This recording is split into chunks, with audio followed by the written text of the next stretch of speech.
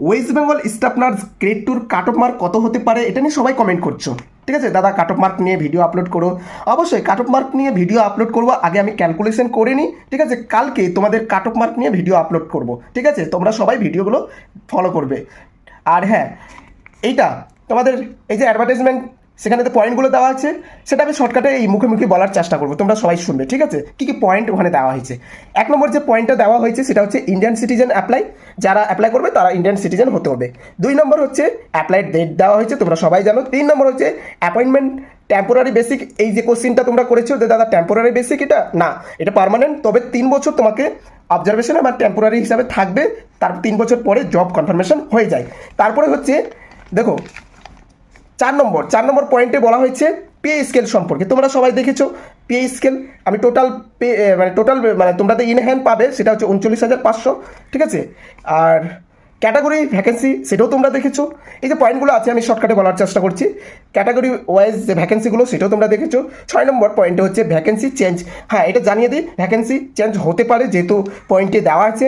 এবার হচ্ছে 7 নম্বর কোশ্চিনটা, এখানে পয়েন্টটা দেওয়া হয়েছে কোয়ালিফিকেশন হচ্ছে জিএনএম রেজিস্ট্রেশন আইএনসি, আর হচ্ছে স্টেট নার্সিং কাউন্সিল। ঠিক আছে, এবার হচ্ছে এই যে কথাটা হচ্ছে এখানে কোশ্চিন করছো যে দাদা আমার না কলেজে আইএনসি নেই। ঠিক আছে, কলেজে আইএনসি নেই, বাট আমি ওয়েস্ট বেঙ্গল যে রিসিপ্রোকাল রেজিস্ট্রেশন সেটা আমার হয়ে গেছে।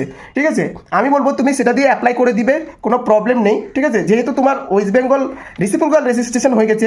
ঠিক আছে, কারণ ওখানেই কিন্তু আগে চেক করে যে তোমার আইএনসি আছে কি না, সেখানে কিন্তু চেক করে। অথচ তোমার ওইখানে যেহেতু হয়ে গেছে ওয়েস্ট বেঙ্গল রিসিপ্রোকাল রেজিস্ট্রেশন, তুমি সেটা দিয়ে অ্যাপ্লাই করে দিবে, আশা করি তোমার হয়ে যাবে, টেনশন করবে না। এবার হচ্ছে 8 নম্বর পয়েন্টে হচ্ছে নলেজ। ঠিক আছে, তোমার কী কী নলেজ থাকতে হবে, বেঙ্গলি আর নেপালি এই দুটোর মধ্যে একটা থাকতে হবে। এবার হচ্ছে এজ লিমিটেড, এজ হচ্ছে 18 থেকে 39, এটা সবাই জানো, 1 জানুয়ারি থেকে কাউন্ট করতে হবে। 10 নম্বর পয়েন্টে বলা হয়েছে ম্যারেজ সার্টিফিকেট। ম্যারেজ বলতে যাদের ম্যারেজ, যারা বিবাহিত তাদের ম্যারেজ সার্টিফিকেট মানে শো করাবে। ঠিক আছে, আর হচ্ছে অ্যাপ্লিকেশন ফি, সেটাও তো পয়েন্টে দেওয়া হয়েছে 210 টাকা।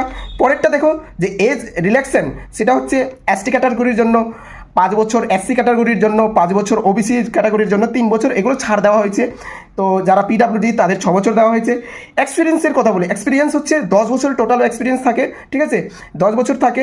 এখানে অনেকে কমেন্ট করছে 10 বছরের মধ্যে যেটা হচ্ছে এক্সপিরিয়েন্স হচ্ছে কি বলবো যে দাদা আমি কবে থেকে এক্সপিরিয়েন্স কাউন্ট করবো, এটা নিয়ে সবাই কমেন্ট করছো। তো তোমাদের এখানে জানিয়ে দিই কোর্স কমপ্লিটের পর থেকে তুমি এক্সপিরিয়েন্সটা কাউন্ট করতে পারো। ঠিক আছে, এবার হচ্ছে আরেকটা জিনিস এখানে জানিয়ে দিই যে একাডেমিক মার্ক, যেটা তোমরা সবাই দেখেছো যে 75 একাডেমিক মার্ক থাকে 75, আর তার মধ্যে কী কী থাকে 10 হচ্ছে